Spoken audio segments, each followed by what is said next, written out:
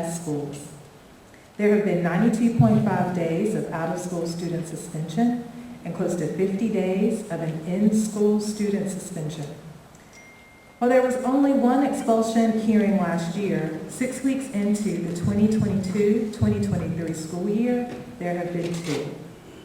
He explained, RCPS staff members are dealing daily with disrespect, disruption, and defiance.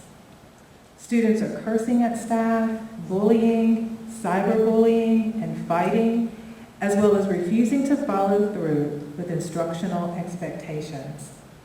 Vaping and marijuana use are present in grades 6 through 12 on a weekly basis. Robert Graham's letter goes on to explain suspension is not the answer. What do you feel would be an appropriate solution, and what will you do if elected to put that in place? Yes. Again, I'm going to emphasize, I would just be an elected official who wants to represent constituents. I want to know the needs that families see and the problems that need solutions, and I hope families are talking to their students every day to be aware of what's going on. Some students are actually afraid. They actually express fear about coming to school, and we can't have that. I'm going to speak on behalf of teachers, students, and families who've talked with me. The learning environment in some of our classrooms is fractured, and it's alarming. And I know this from conversations with teachers, from comments by parents. When did we begin to tolerate students using obscenities when speaking to teachers or in conversations in hallways? When did it start? I know building administrators presented plans in the August meeting to address and improve behaviors that were disruptive and challenging last year, and I applauded those plans at the time. I thought, this is great. This is a step in the right direction. But now I'm not convinced that the plans are being followed or enforced. We wouldn't be having the reports that we're having, the suspensions that we're having, if that were true. So I applaud Mr. Graham's letter concerning disruptive behaviors, but I believe rather than giving a blanket statement, we can identify those who are repeatedly and defiantly not following the code of conduct. And then we have to address individual students and their families about the best way to proceed. Jane? Like Gloria, I wonder, when did this begin? How did we get here? I think that we can look at the need for more mental health services and helping. At one point, we were so concerned about kids bullying other kids, and there were lots of programs developed to help stem that tide.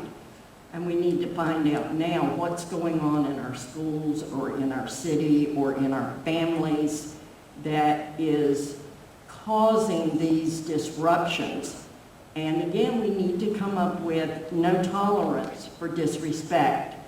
We don't want people coming into our schools and attacking our schools from the outside. We should also be looking at how are our schools being attacked from the inside, and what can we do to prevent that by working together as teachers and families and administration, and bringing in folks who are trained in these areas to help us develop recourses that are not suspensions, because kicking a kid out of school might be what he's wanting to do, is to go home and stay. But how do we continue to help them develop and grow without keeping them excluded from our school system? Ed? So yes, discipline, I kind of came right out the gate talking about my issues with school discipline. I do applaud Rob Graham for his message and being transparent and identifying the issue. As a parent, I had no idea. So, you know, I can reiterate that you know, schools have to be safe. Our teachers and students have to be safe. It is absolutely non-negotiable. What are the solutions? You know, I agree. I mean, suspensions aren't always the answer. Maybe they are in certain cases. I think we need to concentrate and understand that we need to take individual approach to each situation, to look at the whole circumstance, to look at the student, to look at what the discipline issue is, because yes, there's not a one punishment for all crimes sort of scenario. I spent a lifetime in the Army, so you know I'm a big fan of that type of discipline. Although I don't think you'll see drill sergeants in the school, but don't rule it out. You know, so I don't know. I don't have an exact solution. I think we need to work with the teachers and the parents. And as Rob Graham mentioned, you know, he asked for help from the community. You know, if someone in the community feels they can help out, you know, let's do that. I'm here to help. This is right. Exactly the kind of thing I want to help with, and it has to happen. My kid, your kids, our teachers need to be safe. Thank you. Chris? I think, like everyone else here has already said at this point in time, as a manager of people for many years, I can tell you the first thing you do when you have a problem that makes it a learning experience, you admit it, you fix it, and you don't repeat it. I do admire Rob Graham for coming out and admitting there was an issue in the school that needed to be dealt with. I think they're in process of fixing it at this point in time. And to Ed's point, to Gloria's point, and even to Jane's point, we look at it, it needs to be on an individual basis. You can't go in and say, we're going to make new rules for everyone because a small number of the population is causing an issue. It needs to be individualized. It needs to be dealt with that way. But you can't back down, because ultimately, as a parent, I can tell you, as an active volunteer, when we go out to these competitions and we're dealing with the students, we set rules and expectations ahead of time and we follow through with them. If there's bad behavior, it's dealt with quickly, directly, and fairly at an individual basis. That's what we're missing at this point, and we need to get back to that. We need to understand from the parents and from the students what impacts that person the most. Is it a trip home, you know, that's going to actually punish them?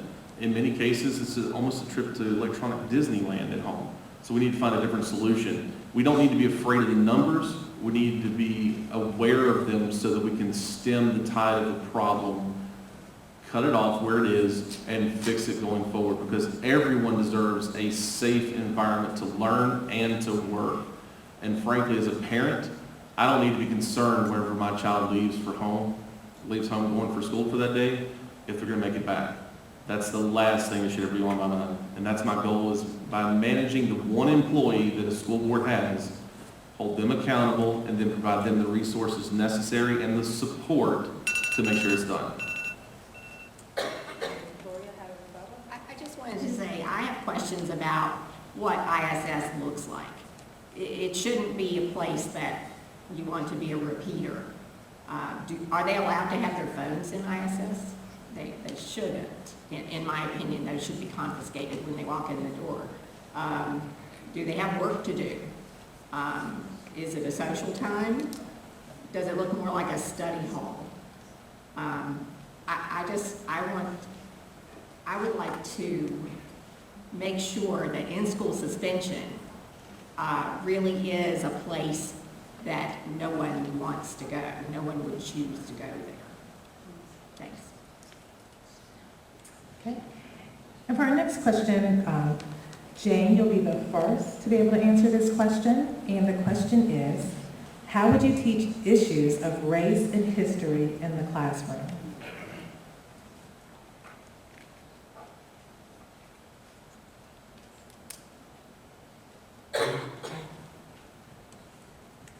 I've spoken with several teachers and asked them, I think part of this goes back to critical race theory, that discussions that go around, and asked them about what do you teach? What do you tell your students? And they say, we go and try to share with our students what is true and what is real, good, bad, ugly, and apply learning concepts to that. What did we learn from this?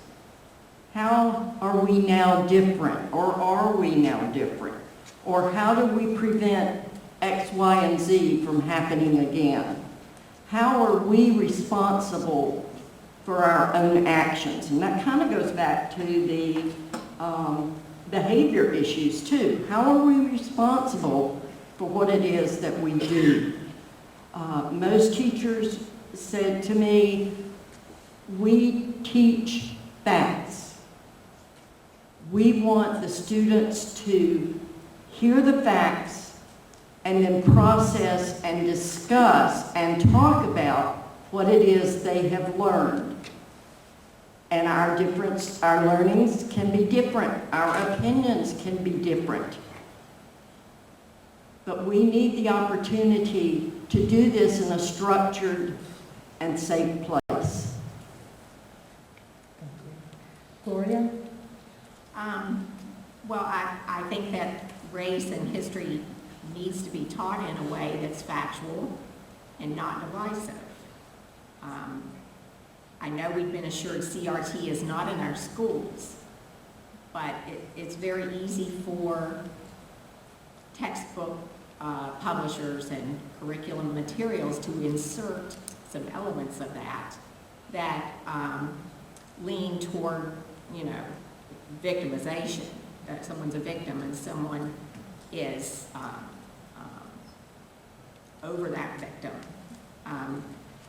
I lived through segregation and desegregation. I started school with